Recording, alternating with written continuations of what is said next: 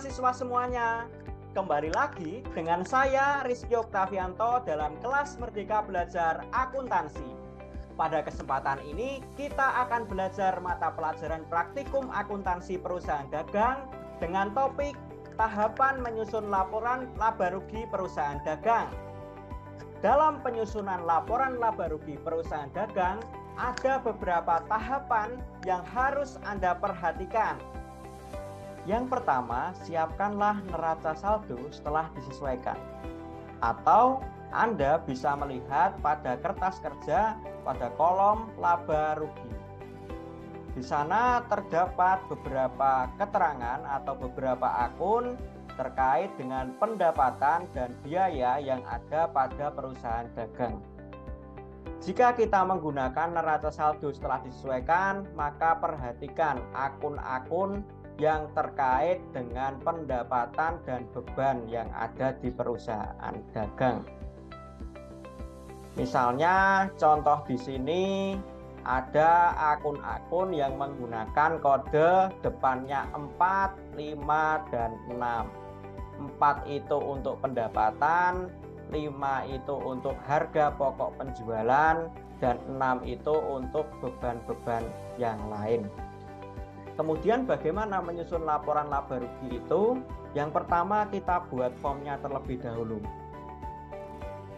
Form laporan laba rugi yang pertama Anda tulis nama perusahaannya. Misalnya di contoh ini UD Mas II.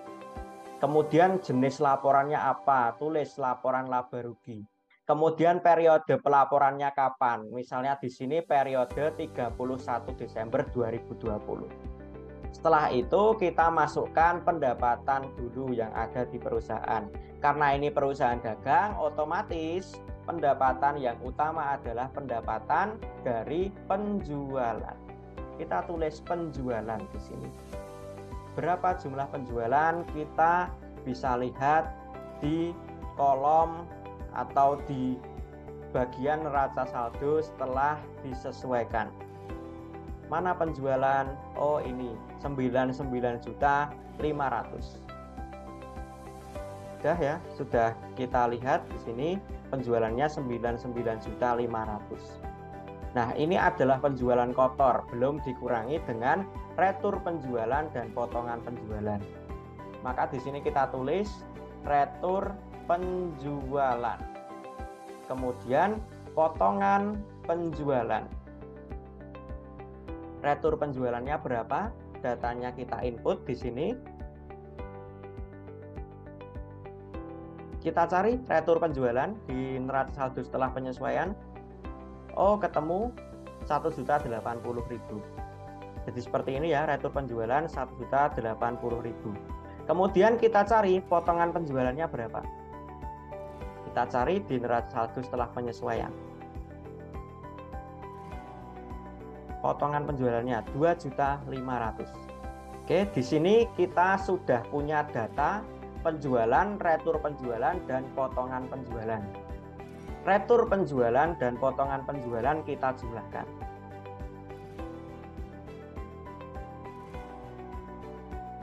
Jumlahnya 3.580.000. Jumlah dari retur penjualan dan potongan penjualan ini digunakan untuk mengurangi penjualan, sehingga ketemu yang dinamakan penjualan bersih.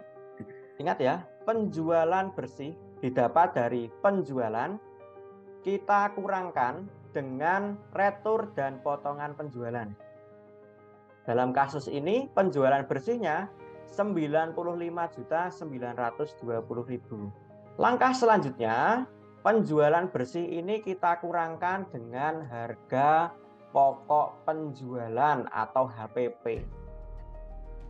HPP-nya berapa? Yuk kita lihat di neraca saldo setelah penyesuaian.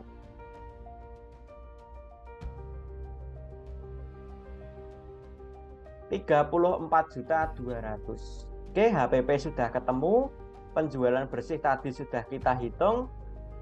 Maka dari penjualan bersih kita kurangkan dengan HPP atau harga pokok penjualan, ketemu yang dinamakan laba kotor. Kita kurangkan, ketemunya 61 6.720.000. Ini yang disebut sebagai laba kotor. Berikutnya, kita perlu menghitung beberapa beban-beban usaha. Beban-beban usahanya apa saja? Ada beban gaji, kemudian beban listrik dan internet, beban penyusutan peralatan, beban penyusutan kendaraan, beban penyusutan gedung, beban perlengkapan, beban pajak penghasilan, dan beban bunga. Yang termasuk beban usaha yang mana? Berarti yang terkait dengan usaha di perusahaan dagang itu. Berarti beban gaji, beban listrik dan internet, beban penyusutan peralatan, beban penyusutan kendaraan, beban penyusutan gedung, dan beban perlengkapan. Kita pindahkan di bagian atau di pos beban-beban usaha. Nah, sudah dipindahkan. Begitu juga dengan jumlah-jumlahnya. Beban gaji 3.590.000, beban listrik 850.000, beban penyusutan peralatan 750.000, beban penyusutan kendaraan 6 juta, beban penyusutan gedung 10 juta, dan beban perlengkapan 3.750.000. Ini semuanya kita pindahkan ya. Kemudian dari beban-beban usaha ini kita jumlahkan satu persatu.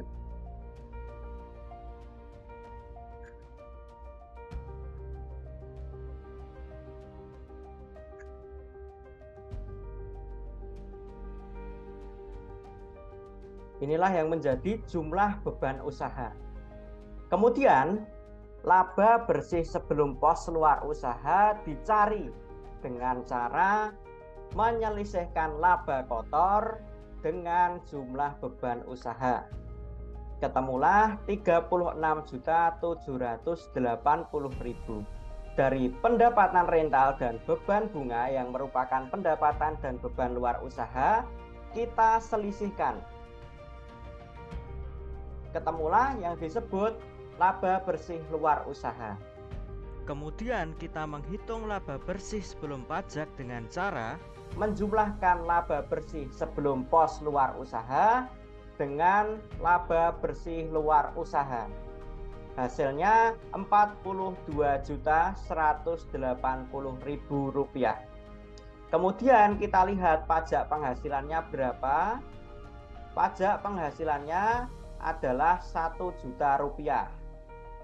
Maka ini menjadi pengurang ya, menjadi pengurang laba bersih sebelum pajak. Laba bersih sebelum pajak kita kurangkan dengan pajaknya ya. Maka laba bersih setelah pajak adalah Rp41.180.000.